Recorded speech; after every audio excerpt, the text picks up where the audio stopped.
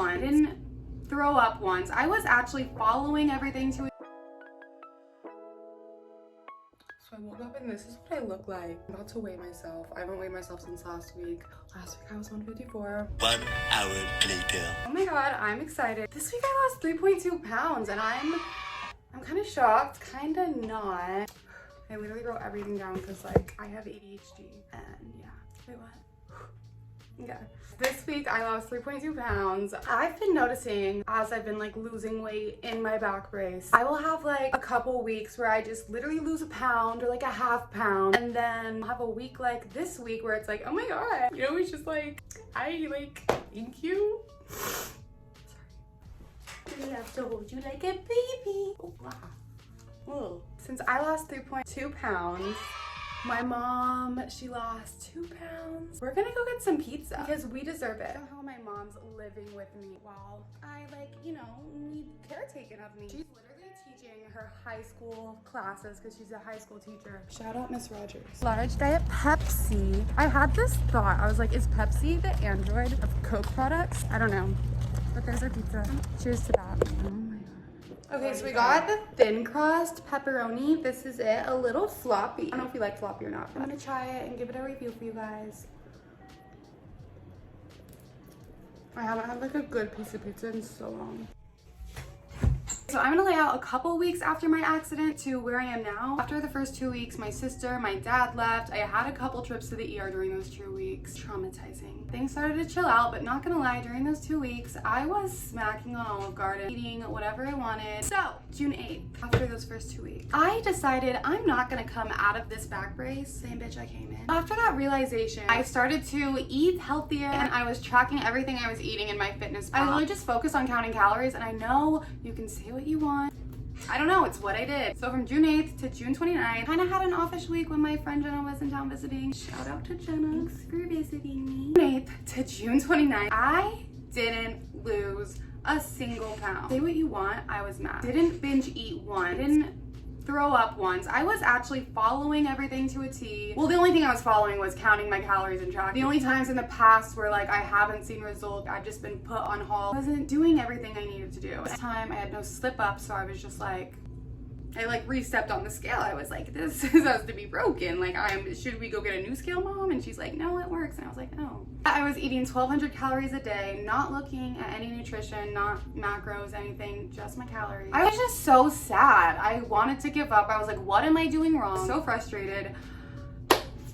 Eating 1,200 calories. I don't think you should go too much lower than that. I was eating giant portions each meal because I was kind of scared to eat a smaller meal. I was living off cheesy eggs, chicken tacos, chicken quesadillas. But mind you, these portions were giant and I was still stuffing my face even when I was like clearly full, just to make sure I finished everything on my plate. I would always have my last meal right before bed, literally 30 minutes before I fell asleep, because I got anxiety about going to sleep hungry, or like I was like, oh my god, what if I like wake up in the middle of the night and I'm hungry? Like, so let's just like eat a giant 3-serving of cheese, like 6 to 8 ounces of chicken quesadilla before bed, you know? I was having my last meal right before bed, and then I didn't want to eat my first meal until like 12 o'clock. So in order for me to be able to do that, I slept until 12 o'clock. It wasn't like I got up at 10, waited a couple hours. No, I slept until my eating time.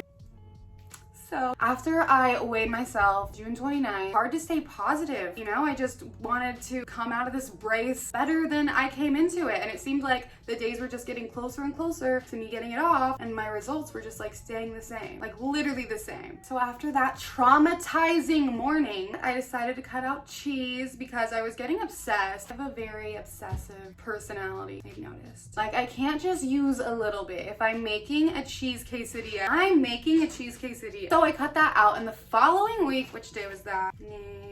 July 6th, I lost 5.1 pounds, and I think the cheese was like holding on to all my fat. I literally don't know. After that, I was like, cheese is not for me, cheese is not it, I'm done.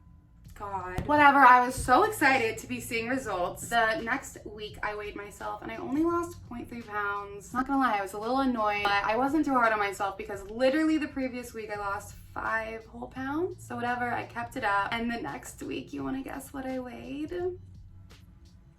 My weight was the exact same. Literally do 158. Are you kidding me? So I decided to go about everything in a different way. And I know I'm in a back brace. Like, why am I even like focusing on losing weight? Like, why am I getting mad if I only lose 0.3 pounds? I don't know, but it's happening. I didn't think it was healthy for me to be sleeping until 12 just so I didn't eat till 12 and stuffing my face every night before bed. That probably isn't doing too good for me. My mom has been intermittent fasting and she's been having great results. I've tried it in the past, but I've never been able to stick to it for more than 2 days because my schedule is just like, I'm awake for too long. I'm doing too much for like too much of the day to only be able to eat for an 8-hour window. With quarantine and having a broken back, it's really doable right now for me. If you're thinking about intermittent fasting, if it's just gonna make things more difficult, don't do it. What you should do is just focus on not eating as close to bed. That's at least my problem. I'm like a slow metabolism girl, so I literally like can't eat before bed unless.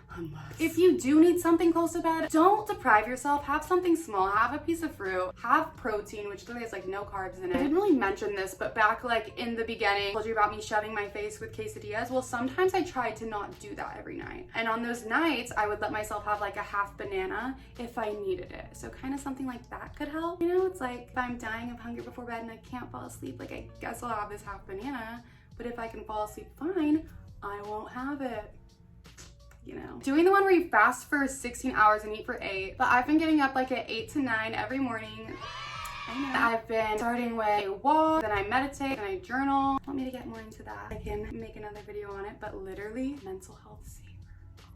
I would say 5 to 6 out of the 7 days a week I'm consistent. I have plans with my friends to like eat dinner at 7. I'm not just gonna say no because I'm intermittent fasting. Like I'm gonna go. I think just be smart about my decision. I was still tracking my food and I kept the same calories, but I watched my macros and I kind of, you know, set goals. You can go back and it's convenient if you're using MyFitnessPal to track food in. You can go like back previous weeks or previous literal months and see how you were eating during like the weeks where you weren't moving. So I kind of just looked at that, looked at my macros, and then set new goals. After the first week of doing that, I lost 3.2 pounds. I was excited. Then the following week, I lost 0.8. That was fine with me. But the following week, I lost 3.2 pounds. And also, mind you, I was doing no exercise until like mid-July. And then I started walking about 4 miles every day, and I still try and do that. That's the goal at least. So that brings us to where we are today.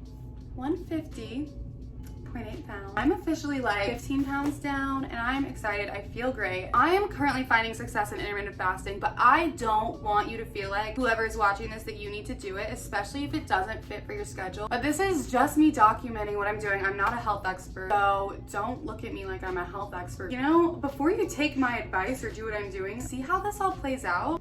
3 days later. So I always start my day with a coffee. I used to not be a coffee drinker, but Venti cold brew, 11 Splendas. It's a game changer. I'm literally like awake. It's 11 o'clock. I just intermittent fasted. I haven't eaten for 16 hours. So like I'm gonna eat. So I'm about to change your life. These are the ingredients. Ezekiel bread is a complete protein and I'm just obsessed with the cinnamon raisin one, especially with the avocado.